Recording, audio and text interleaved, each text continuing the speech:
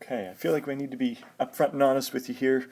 The last few problems we've been working through have been algebra. All right, don't be afraid. I know algebra, this word algebra tends to bring up some nasty memories of some letter involving X, but it's really what we've been doing all along. So if it's been good so far, then hopefully you won't mind the next little bit here.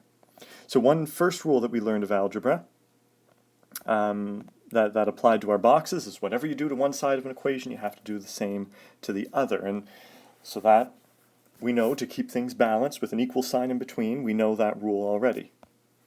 The next rule is just kind of an extension of what we were doing as well. So to get rid of something from one side of an equation, you have to perform the opposite operation. So opposite operations, what I'm saying is if you have plus some number plus 5 or whatever, you have to do, to get rid of it, you have to do the opposite operation, which is to subtract. Similarly, if you have something being multiplied and you want to get rid of it, to do the opposite of multiplying is dividing. And we're going to learn a few more opposites throughout the course, but for now, these two pairs are going to get us through a lot of problems. So we'll go through some problems just like we saw before. So first up we have 1g plus 5 equals 7. Again, you can think of this as one box and 5 bearings on one side of this balance equation. You can think of 7 bearings on the other side. So what you would do first is you would approach those 5 bearings and you would want to get rid of them. So like we saw before, that would look something like this. You have 1g plus 5 and we want to get rid of those 5. So we're going to subtract 5. And if we do that on the left side, so we're also going to do that on the right, of 7 minus 5, right? This bit here, minus 5, and minus 5 is the same on both sides. And remember, plus 5 minus 5, that goes to 0. So on the left side, we're just going to be left with 1g. And on the right-hand side of the equal sign, 7 minus 5 is just going to give us 2. So 1g, one box, equals 2 bearings. And you can kind of go back to your original problem and say, well, is that true? If I put a 2 up here, 1 times 2, because it's 1 times g here, if I multiply it by 2 and add 5, am I going to get 7? You bet. So that one works out.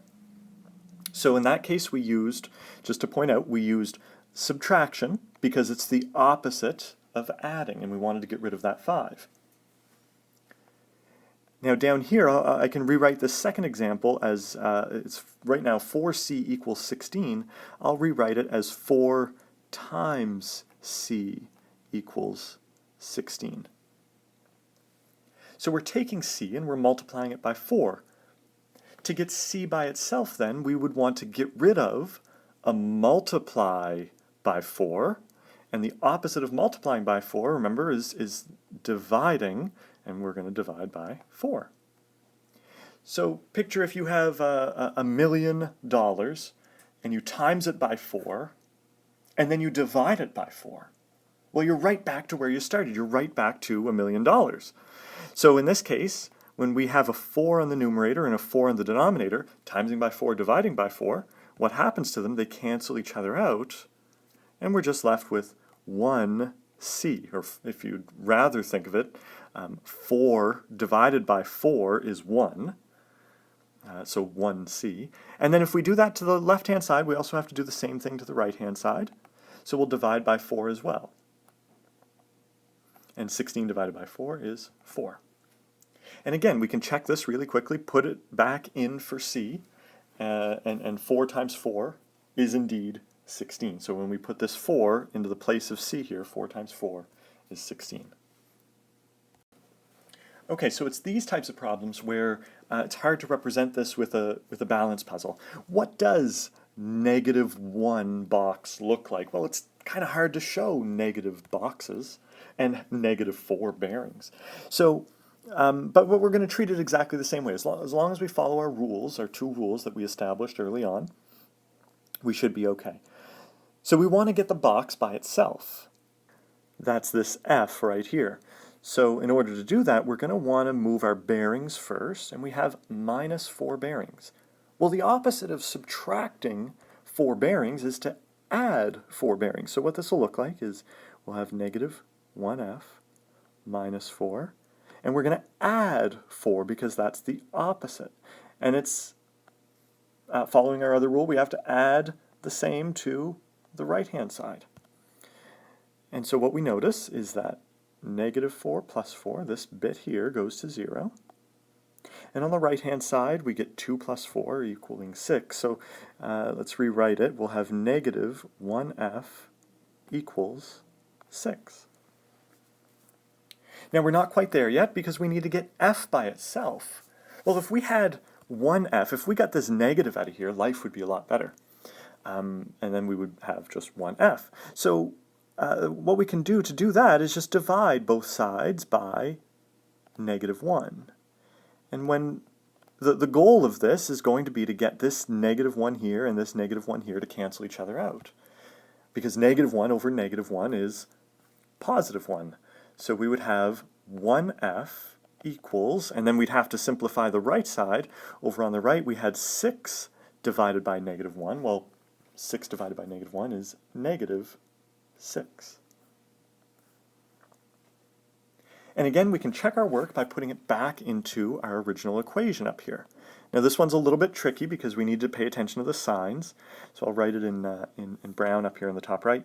If we have negative 1 times f, I'm going to put this in brackets just to make sure it's clear.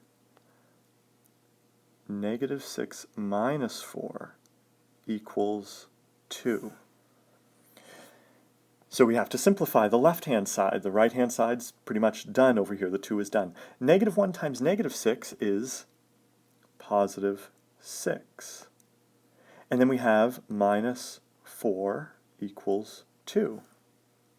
Well, positive 6 minus 4 is 2, so 2 equals 2. So that right there is just a little way for us to check our work and to show that that negative 6 that we got as an answer is indeed the correct response. Let's do the same down here for example 4. We have t divided by 3 equals 5.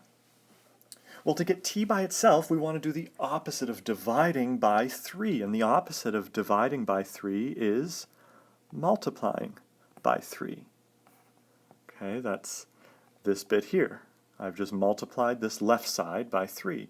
If I multiply the left by 3, I have to multiply the right by 3. So I'm going to have 5 times 3 on the right. So the reason we chose 3 is because, look on the left, these two cancel each other out, and we're just left with t. 5 times 3 multiplies together to give us 15, so on the right we get 15.